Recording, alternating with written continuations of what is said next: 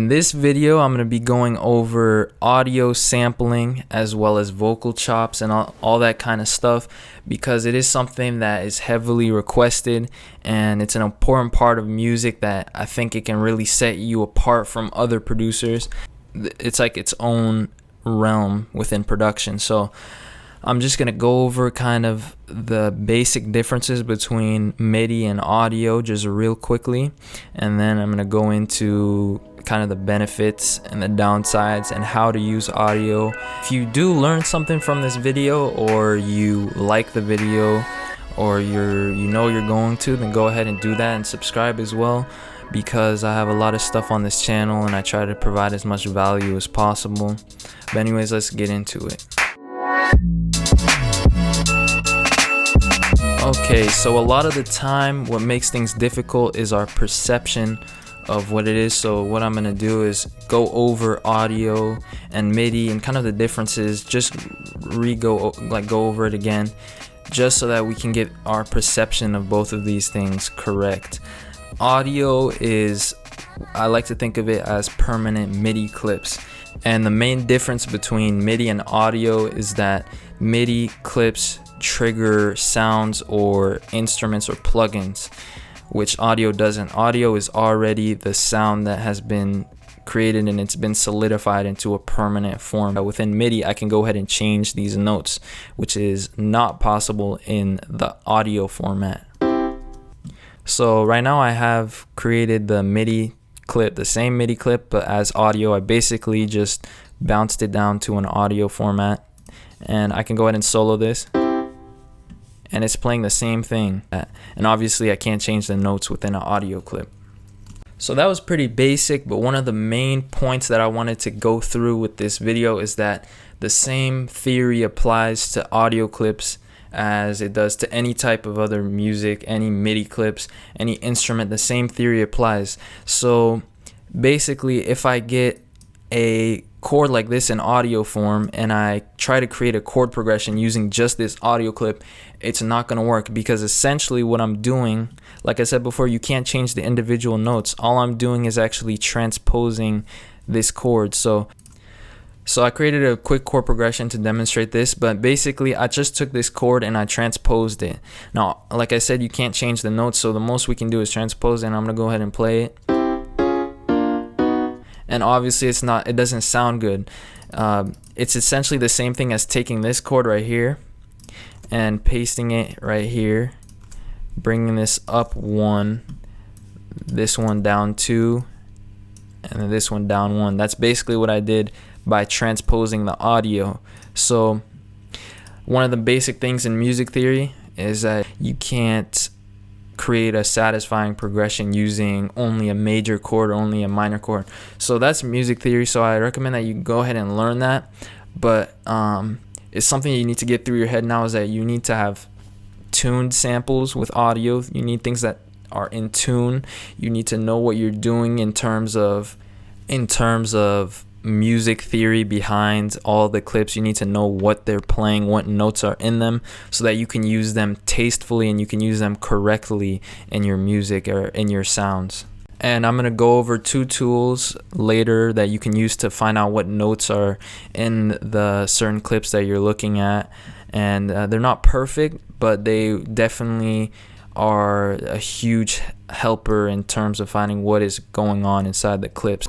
So now that it's clear what the small difference is between MIDI and audio, we can now go over the 2 different types of audio. So there's harmonic audio, and that audio actually has notes, it has chords that make sense. It may be a little bit detuned, but you can tune it up. And then there's noise, which is random sounds, or it just doesn't have any harmony. And noise is just a random wave, and it changes. So something like a snare would be considered as noise. You can't make a melody or a chord progression using snares at different pitches, because it doesn't have a pitch. So I went ahead and got 2 samples, and one is harmonic sound and one is a noise sound, and I'm gonna go ahead and play both. And for those of you guys that learn better when you're more interactive, I guess you can kind of guess or try to guess before I say which one is noise and which one is harmonic, but I'm gonna go ahead and play them. That's one, and this is the other. So one of these is noise and the other is harmonic, and it's very subtle, but you can hear a note on one of them. And actually the second one right here, the carbon fiber tube, is a harmonic sample, and this is noise. So if I get a sampler real quick, if I get a sampler and I drag this into here and I go ahead and try to play it, let me go ahead and turn on my keyboard real quick. Alright, I'm just gonna go ahead and I'm actually playing different notes right now, and there's no set melody, there's no harmony in it, it's not doing anything. So sometimes some of you guys may have stumbled across a sound that sounded cool and tried to make a melody and it just was not working at all. It may have been noise. So unfortunately certain things won't work. Now something like this right here, I can hear the note a little bit just from practice and stuff. I can hear that this has harmony to it, and I can go ahead and play this real quick, and it has a note. Now it's not tuned, and I'm actually going to go over that real soon about how you can find out what notes things are and actually tune them. Okay, so I've added the tuner plugin from Ableton Audio Effects, and different digital workspaces, different programs have a different name for their tuner, but most, even FL Studio has like a tuner, most programs do, and I'm just going to get rid of those two other things right there that you saw. They're just defaults that I have on my track. But basically when I play this sound right here, it's going to show me what note it is. It's a D. If I play this, it's not going to show a note because it's just a noise. It doesn't trigger anything. There's no harmony in it. Now things like vocals have harmony too, so they're also going to trigger a tuner. Some things like somebody talking is not going to have a pitch, so that's something that certain people may struggle with, and I did too, is you want to use these cool vocals, but when you're putting it in and pitching it, it's not matching with the song, or it's not working at all. It may just be noise. Like me talking right now is noise because it doesn't have a harmony, but singers will have certain parts where there is harmony, and it's going to show up on the tuner, and any clip that has harmony is going to show up on here. But basically right here I have a loop, and it's a chord progression in C major, the scale of C major. Go ahead and play it first.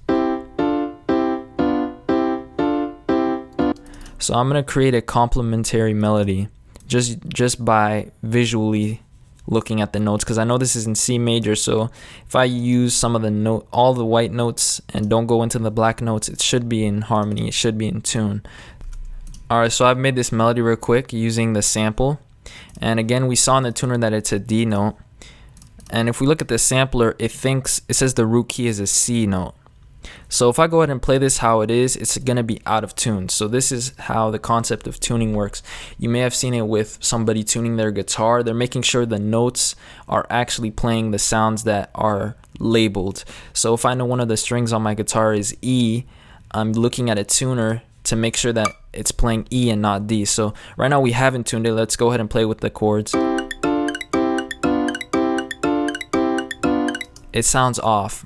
Now what I can do really simply to tune this is actually turn it until it matches what is labeled in the tuner. So it says a D, so I put it at D. So very subtle, but it is essential, especially when you're writing things that actually, or something that's going to stand out and it's going to add to the melody. You really need it to be in tune. So also for vocal chops, it's extremely important that you have everything tuned in the green. So it's just, for anything sampling, you need things to be perfect if you want it to fit inside your melody. So if I go ahead and play this sound, this one right here, and I look at the tuner, let me go ahead and close this, we can see that it's in the green. Now certain sounds may be, if I detune this like this way, using the sense bar down here, which is just a more finer and more precise way of tuning things. If I detune it even further, some sounds may be in the red, as you can tell. So you want to use everything that you can to go ahead and you want to use the sense, and you want to use the transposition until you get whatever note you're looking for. And this applies to everything. So I see people want to tune 808s or stuff like that. If I get a 808 sound, I think it's 808 Essentials. If I get an 808 sound and I go ahead and play this, and I'm going to turn it down because it's most likely going to be very loud, I can see it's a little bit detuned. Now you can use a little bit of, you can have things be a little bit detuned just as a art kind of artistic choice, I guess. But for example, my pack has been completely tuned to, in general, to be at C. So a lot of people look up how to tune 808s, how to tune drums, whatever it may be. You can go ahead and use a tuner to do all of that. It's all the same thing. They're all audio. You just need to have everything be tuned if you're going to be using audio. That's the point, I guess. And the tuner is there to help you, and the spectrum is also there to help you, and it'll show you the notes and everything. Anyways, that's tuning. A different tool that you can use is called the spectrum. And again, there's different names for it in different programs. If I just get this note right here and I open it in the spectrum and I play it, it's going to show me the main note right here. So right here, there's also other harmonics down here that may alter the sound. So certain sounds have actually other notes, and that's a different problem that you may run into. I'm looking at it, and if I look in the bottom left corner down here, it's going to show me what note it is. So apparently it's between a D sharp and a D. Spectrum is helpful if you have a chord, because if you have a chord, let's get this chord audio right here, and I play it, nothing's going to show up in the tuner. So actually there's one note, but it's not showing the rest of the notes. It's picking up a B note, but that's it. This is a full chord right here. So the spectrum, on the other hand, will show you all of the notes. Now when we look at our chord, we started with this right here, C, E, and G. And let me go ahead and check real quick again what this is. Okay, it's detuned by 1, so let me turn it back up. Okay, so if we look at this, we have a C, a E, and a G. And then we look at the chord that we used, which is this one, and it's a C, a E, and a G. So the spectrum is useful for that. But again, there could be a lot of other noise going on in a clip that make it hard to see, especially if it's a full song. You may find it hard to find different instruments, but you can use this to find the melodies in a certain song that you like. You can decipher what each instrument is doing, and the low instruments are going to be on the left in the lower range, while the higher ones are going to be in the right. That's tuning basically, and I'm just going to go over the benefits of audio over MIDI and kind of go further into the differences, and then I'm going to go over vocal chops real quick. So there's 3 different ways that something can be out of tune. It can either have vibrato, which means the tune is wavering up and down, and that's very, very common in vocals. And if you play it, it's going to sound completely off if you play it, especially in a sampler. So if your vocals sound off in a sampler, it may be because of because the audio has vibrato in it, and it's just a technique that you can use, but it's something that is very. Vibrato is something that you want to use like in small amounts at very specific places to add emphasis and to make that voice have that wobbling, the note have a kind of wobbling effect. And I'll have an example here of vibrato somewhere. You are throwing your voice forward and backward. And another way that something can be detuned is just literally it's a little bit off. So like I showed you guys with one of the 808s right here, you can see it's a little bit off. Now it can be used tastefully and it will still work, but you can, if that really bothers you or it just doesn't match. And for vocal chops, you don't want it to be like that, but for an 808, it's not a big deal, but you can change it until it reaches the green. Now a different way it can be detuned is, of course, if it's just noise, it's not going to trigger anything. It's just a bunch of random frequencies. The last way it can be detuned is if it is if the audio clip has traces of a chord in it, or it has residue from a different sound, or if it has a little bit of a noise kind of bleeding through. Like, let's say a sound has a very long release, like this 808 right here, and it's slowly fading out, and you want a sound that's let's say you want a sound that's right here, and the 808 is still bleeding through, or it's still there just a little bit in the background. It's gonna not be playable chords. So if there's a chord playing in your sample, or if your vocals have different harmonies in it, and they used some way to stack the vocals to create a chord, you're not going to be able to use it. Or if there's a guitar fading out in the background as the person is starting to sing or something, you're not going to be able to use that because it may be out of tune.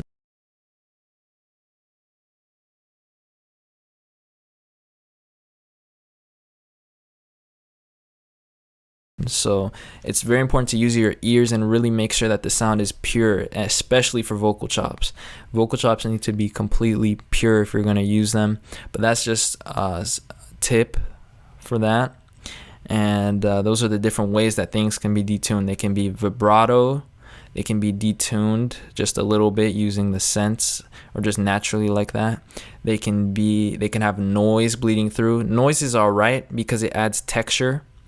But if the noise is too loud and it's or if it is a different pitch and it's bleeding through, then you're not going to be able to use it. And the last way is if it's a chord, or if there's chords from a different sound or a note from a different sound bleeding through and stacking onto what you want to use. So those are the 4 ways. Finally, I'm just going to go over the benefits of audio and just the key things about it that you can use, and techniques that you can use with audio that aren't necessarily possible with MIDI. So basically, audio can be chopped, it can be pitched slowly up or down, it can be reversed and stuff. So right here I have this chord and I can actually reverse it, stuff like that, get cool effects. I can actually stretch it. This is why I love Ableton, is that you actually have a built-in stretching feature, and as you can see up here, it's actually stretching in real time. So if you're somebody that loves sampling, or just really is fascinated by it like I am, and I want to be able to do this kind of stuff easily and quickly without having to open tons of windows and stuff and do it elsewhere, then definitely check it out. But basically right there, I just stretched it. Now obviously it's not going to be perfect because I'm stretching a piece of audio and there's only a limited amount of data in here. It's like slowing down a video clip. It's going to start becoming choppy, I guess. Sort of like if you get some kind of thing and you try to put it in slow motion, it's going to eventually start getting choppy. There's different warp modes, which means when you stretch it, it's gonna have different things. So right there, I repitched it by stretching it. So I can even do the opposite and do that kind of stuff. And so yeah, it can be chopped up as well, which is not possible in MIDI. You can automate the volume in MIDI, but you cannot do stuff like this where you're chopping stuff up like this. So really, there's a lot of cool stuff that you can do with audio. Again, you can do the gradual pitching. So something I like doing sometimes is having transposition, which is just the pitch. And I'll go ahead and have it on a warp mode, and then I can go ahead and drag it like this. Let me put it in complex mode.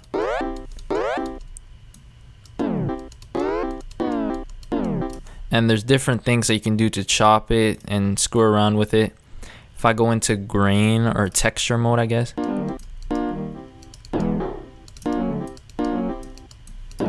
I haven't really played with that mode really that much, but there's just some crazy stuff you can do with it. But anyways, so that's audio. Obviously you can't do that with MIDI. MIDI again has no data in it, it's just the notes. So you're kind of having a trade-off with MIDI, is that in order to have a more intuitive interface and be able to see the notes, you're gonna lose the ability to chop around and screw with audio. Screw with the clip like you can with audio, which can create some unparalleled kind of techniques and tricks that you can use in your sound with audio that's not possible in MIDI. So in MIDI I can reverse the notes, but I can't do that thing with like what I did with the audio, where I'm having it